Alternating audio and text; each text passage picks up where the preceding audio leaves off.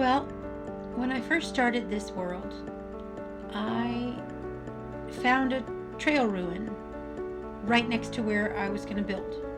And I dug it out. I picked up all the stuff. And, well, then I needed a place for the villagers when I saved them because they were dying from the village right across the mountain. And so I put them here. But anytime I was in my base, my world was full of and my map was just full of villagers all the time, which was a minor annoyance, but I didn't like it really, okay?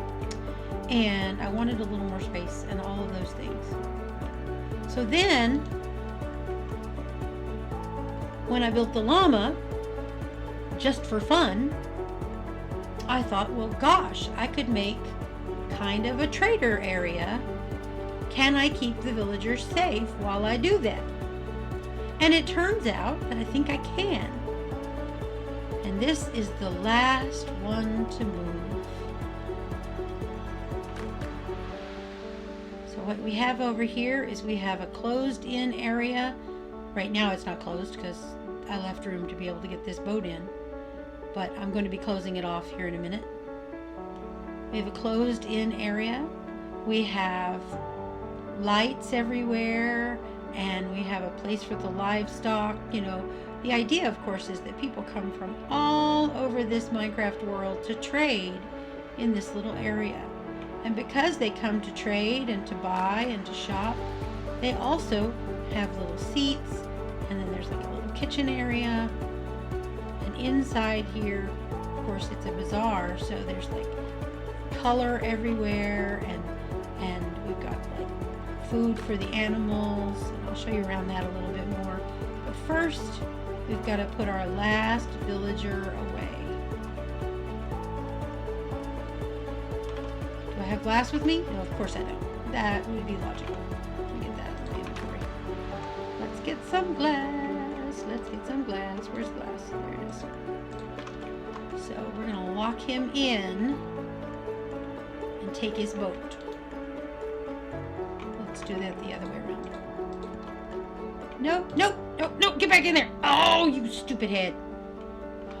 Go back inside. Yeah, go back inside. Good boy. That was so much better. So now he's an armorer, which means I'll never ever trade with him, but he was an extra anyway.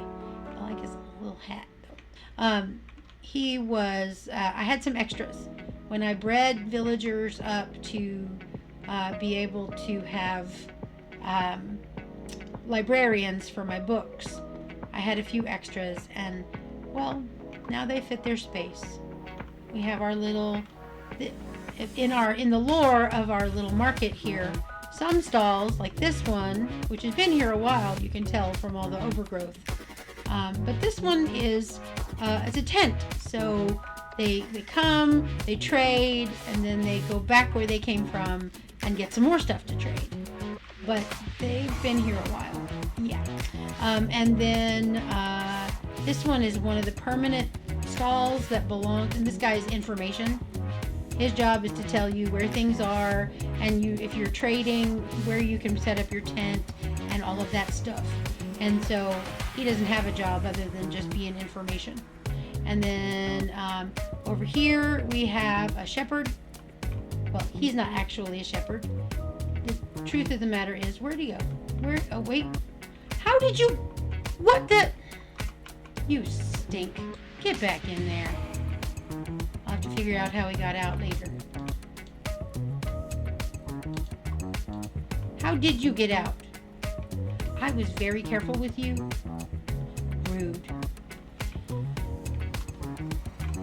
He must have got out that way, so I'm going to have to do something about that. But I don't know what yet, so we'll figure it out.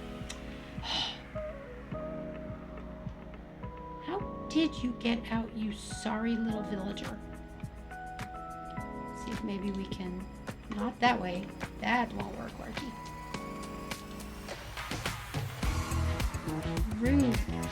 Rude villagers. Just leaving. Haha. Oh, I bet that's how you got out. You jumped on the bed and then there and got out. Okay, maybe that'll solve the problem. Either way, you're rude and I don't like you. If you don't, I don't like to put them in cages, okay? I really don't. I know that the typical villager hall is where they're all in like little rows and they can't really move and they're just locked in forever. And I don't like that. That feels very, well, it feels icky to me, okay? It just, yeah, I don't like it. I don't like it. I don't like taking their autonomy away. And yet, if I let them run free, they disappear and or die and or both. And so I don't like that. So this was the best I could do for them, was to give them like this tent here it's a multi everything tent. They've got art, they've got odd art, but they have art and they have all kinds of different stuff to sell, although technically they only sell books, these 4 books. But they have this roomy, comfortable little space where they can wander around, and they seem to like it because they jump all over the place and are happy. And these are their llamas, and we have Sahara, Kalahari, and Gobi, I believe is the other one. They're all named after deserts. And then here we have these 2 guys who work for the market themselves, so they're always here. And we have another couple of guys who work for the market, and they're always here. Because anytime you have a shifting, changing market like this one, there are going to be some shops that always are there and some things that aren't. Technically, the ore shop is a tent, but let's be honest, rocks are heavy. So the family that digs up all the ores just sent this guy here, and he lives here forever. And of course the blacksmith shop is always here. So, and it's so much always here, and this tent is so much always here that it's part of the blacksmith shop. So technically they could leave, but they're not likely to. And then these are the llamas that carry the rocks, and their names are, we have Lloyd, Lola, and Larry. And then over here we have our, like I said, we have our little eating area. They're not actually cooks, neither one of them. We have a butcher. What are you guys doing up here instead of go down there? And I know I need to lock in your trades, but we have a leather worker, and we have a and we'll have I think it's a butcher when they come down again. And I haven't locked in their trades yet, but I will. And then this tent right here has the horses, whose some of their names are from some of my favorite stories. We have Artax from The Neverending Story. We have Beauty from The Black Beauty. I couldn't call her Black Beauty because, well, she isn't. And then we have Gaunterin, which is actually the name of a sword from a book that I really, really like, that I read many, many years ago. And the horses' names I didn't want to use. So here we are. And then we have another little shop. I'm really proud of this little shop. I think it's very, very cute. I have a vanilla tweak that changes my wandering trader, that if you give it one of the real blocks of, like, for example, this pink concrete powder, or no, that's pink coral, the coral block, they'll give you like 8 small mini blocks. And so I kind of like the mini blocks in my shops. There's a little pink concrete and some end stone, and I just think it looks really good. And that is a stupid silverfish head. Those things are annoying. And then I have another little shop. Oh, it must be getting close to dark. And there's a skeleton head from when I killed the skeleton, and some soul stand, and so on. But this one, of course, is meant to look like, you know, a set of kegs, because they sell beer and stuff. And I'm going to sleep for a minute. Where's my bed? There it is. Don't mind the little text over here where we were looking to see what, I was looking to see if I had a particular data pack, but I don't have it active on this game, on this world save. I don't know why. Oh, look, kitty. You know you've made a real village when the cats start showing up. I want that cat because she looks like my cat, but here we are. And then we have my farmers, and I'm going to get this kitty out of here because she keeps getting stepped on by the farmers. Excuse me. Excuse me. Violating my personal space there, dude. Anyway, these are my farmers, and there's some farm up here. I'm going to be adding to the farm space because buying books is expensive and, you know, stuff. But, and of course I haven't finished putting the covering on this one so they don't have to live in the rain. But that's okay. And then I think that's it. We've got my livestock here. There's only one thing left. Well, there's a couple of things left to do. But there's one major thing left to do. Let me go to my ender chest. We need to close the door. But we can't really close the door until we go get Gus.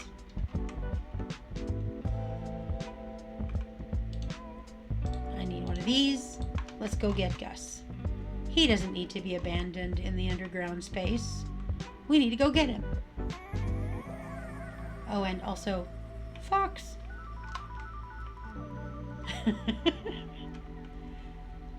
I don't know where I'll put that fox, but he was like drowning, so I saved him by sticking the boat in his face and making him get in the boat. Alright, I can open this for now, and let's go get Gus and see if he can come out this way. He's really tall, so I hope. Gus! Come here, Gus. Let's go. Come on, buddy. There you go. Come on, buddy. Let's go. Let's take you to your villagers. Come on, Bubby. You've done such a great job protecting them all this time. Could you turn around and walk this way, please? That would be really awesome. Okay, apparently he's determined to walk backwards. Can you come out this way? No. Okay, let's make you some more space. Now, can you come on, Gus? Good guy. Come on, let's go.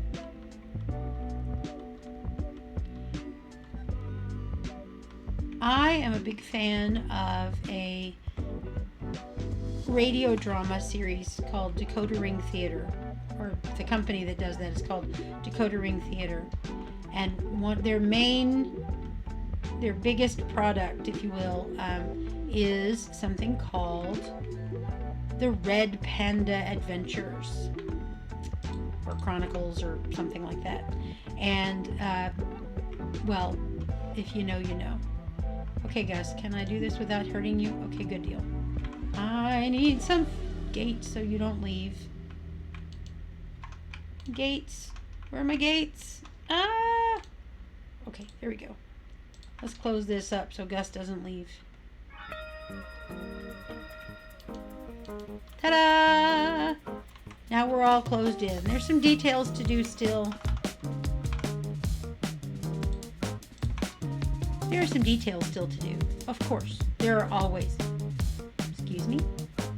I'm being photobombed by Gus, the Iron Golem. Can I help you, Gus? Okay.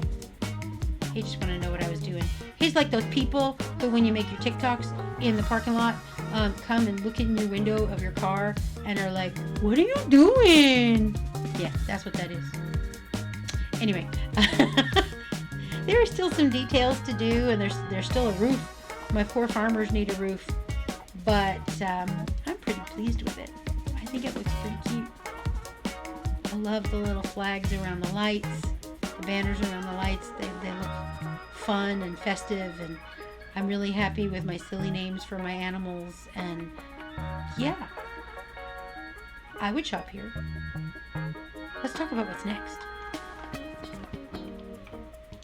Now that we have our market and my villagers are safely ensconced in the market and nothing can get to them because it's all very well lit up and there's multiple layers of protection around them, I need to work on this area.